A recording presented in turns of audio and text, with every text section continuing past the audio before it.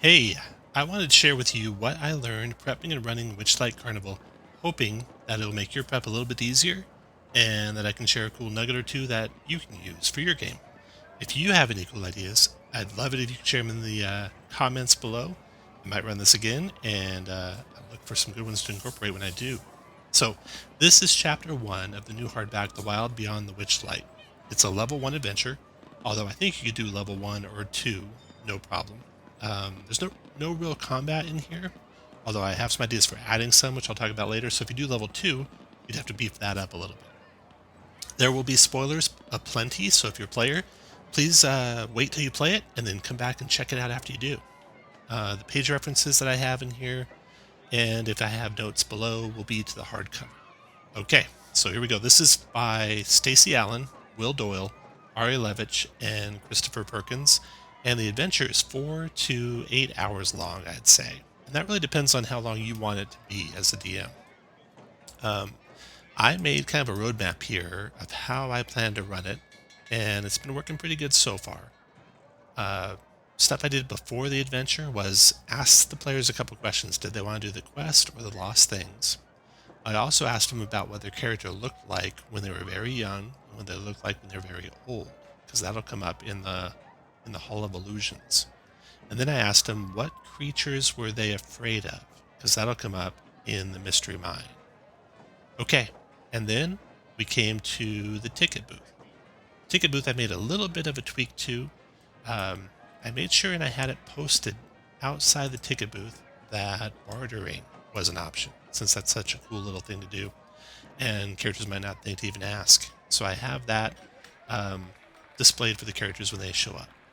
Now, once they're past the ticket booth, we have the Carnival Overview, and in the macro, I added the picture that came from D&D Beyond. I do this a lot.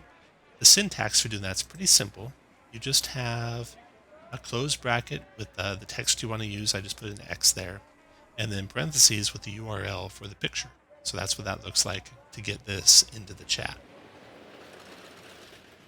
Then, after the overview, we have the Calliope roaming around. So that's like the first thing the characters run into, and that also brings up what music I used. So for the music, I used Carnival by Tabletop Audio. Turn that up a little bit for you.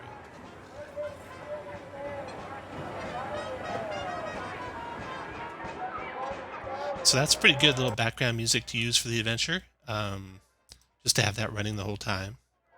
And then I split up the attractions, either 1 or 2 per hour. I split up the scenes, 1 an hour. And the welcome gift happens in hour 1, so I didn't put any games there. In hour 2, a couple attractions, a scene, and then food. And for the food, I have that right at the start here. There's all the food. Okay, then hour 3, a couple more attractions, a scene, a game. Hour 4, a couple more attractions, or just one, because there's going to be the big top extravaganza in the 4th hour. And then that will lead into meeting Witch and Light in the 5th hour, an attraction, a scene, in the game. Hour 6 will be a couple of attractions, scene in the game. Hour 7, a couple of attractions, scene in the game. And hour 8, the last attraction, a scene, a game, the crowning of the monarch, and through the looking glass. And that would be the conclusion of the adventure. So if you're going to do this in, say, 4 hours, just plan on what you want to compress, what you think you need to drop out, kind of make a roadmap. I highly suggest making a roadmap to be ready for the adventure. Now, as I said, some special knowledge and preparation I do beforehand was what quests they wanted, what they were afraid of, what they look like. Another thing I did was for characters with history, I shared with them the information about Tasha. That's on page 38. And for characters that have knowledge of nature, I shared with them that giant snails are normally very slow, but if pixie magic is used, they can move quite fast. And that just gives a foreshadowing to the snail races. Okay, we already talked about the ticket booth and the little change up I made there. Other changes, not really anything in the carousel, but I did make sure I printed out the riddle information ahead of time. So I have the riddle of the carousel up here, and everything you see here in yellow is to the DM only, to me only, so it's just my notes as I'm running the adventure. These little pink dots that you see, those are a clear PNG, and then with an aura assigned to it that only I can see. And they have attached to them all my macros for the adventure. So you see those there. The players don't see those. I put the tokens out for the various NPCs all around, and I use some wandering crowds of various commoners all around. I put the Coven minions here on the GM layer and Kettle Stream on the GM layer. Okay, so the Feasting Orchard is the next thing I changed a little bit. That one has the Cupcake eating contest. And it actually says eat as many as you can in 60 seconds, but I think it's better to say, okay, you have to eat in 60 seconds 20 cupcakes. That was hard enough. Only one character of the party made it when I ran it, and that was Barbarian, so I think it was pretty good balance there for that. And of course, the prize for all those cupcakes is to win a cupcake. But that's a cool one because it turns into the potion of invisibility. Okay, next attraction. So the Hall of Illusions. That one's a little bit odd because here it is over here. It has a display case that has the mannequin of Tasha in it. So I kind of broke those into two different things, with the Tasha mannequin over here, with the halflings that'll be attracted to over here, and the entry to the Hall of Illusions with Candlefoot over here. So that looked like Hall of Illusions Tasha. There's the mannequin description. I got the halflings coming up. And then the Hall of Illusions proper. There is it. I say a glass cabinet stands to the side of that. Okay, now we have, after the Hall of Illusions, all the games that are spread out throughout the carnival. They have rules for them, and I highly suggest putting the rules right out front so the players can see it. I think that gives players more engagement into games like this. It doesn't feel so random if something happens to them. It feels like they're in control of their destiny. So I'd highly suggest that.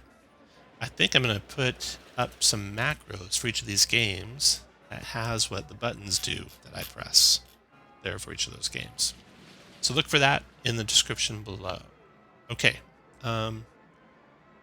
Snail Race. That's a pretty cool one.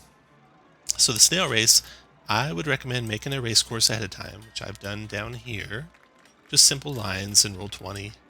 And it's each square is 10 feet on this race course because they're 480 5-foot squares would be a lot, or 480 feet, 5-foot squares would be a lot of squares.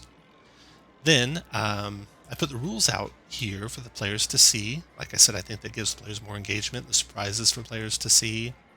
I tweaked the animal handling a little bit, such that a natural 1 and natural 20 will come up and have effect. One last thing I'd suggest is every round when you're doing the checks, have the commoners go first. That way, if they're in the lead, the players can see that they might need to pull some extra punches to get caught up. Like if they have Bardic Inspiration, or one of the gifts when they enter the carnival that lets them roll higher on ability check, that might come up, and they will enjoy, being in control of their destiny that way. All right, so that is the attractions. Now, let's talk about how to add a little bit of combat to this adventure. So there's really not much combat. I mean, I suppose you can be bad and attack people. But one idea is in the Mystery Mine. So the Mystery Mine's got a throwback here to the old Dungeons & Dragons cartoon. And if you do a search in YouTube for Dungeons & Dragons cartoon intro, you'll see this where they go into the mine. They basically go into an extra dimensional space, and they're in this battle between Tiamat and Venger. I would use that as a combat option. So have them come in here, have them go to some cool map you have of kind of like a hellish landscape. I found Agadna Hell Gate by Heroic Maps, I'll put a link down below, is a cool one to use. And I'm thinking, okay, so the mine cart goes into a lava pool. You guys jump out just in time. The dwarf that was out in front of this mystery mine turns into the dungeon master. He tells you, go get in that other cart. They can see another cart on the top of a hill. They need to run to that. On their way, they're running past all the monsters that they're afraid of, that I asked about before the adventure started. The exhaustion mechanic that happens, I can twist that to where if they were to die or go to negative hit points, then the exhaustion mechanic kicks in. So a great way to have a fight And you can even make it kind of a really tough fight if it's like a death is not possible type of fight. All right, so that's one idea for a fight. Another idea for a fight that they could have here is the Cockatrices. So one of the booths has, guess how many feathers the Cockatrice has. If those Cockatrices got loose, they would definitely need the help of adventurers to get them caught. And then lastly, as the adventure wraps up and the characters are going through the gate into the other plane, right before they step through, you could start having some coven minions come through and trying to block them and attack them. Um, so there's 3 ideas for combat there. To kind of roll into this adventure, if you're a group of players who really loves that, I think they'll like it. Now the adventure itself is great fun, so you don't have to have it, and even the most hardened combat character might be okay, but that's just an option you can add. Now resources. So you have a company called Aventier Games that did a resource that I really liked for Rime of the Frost Maiden. They've done one now also for Wild Beyond the Witchlight. I'll put a link below for that.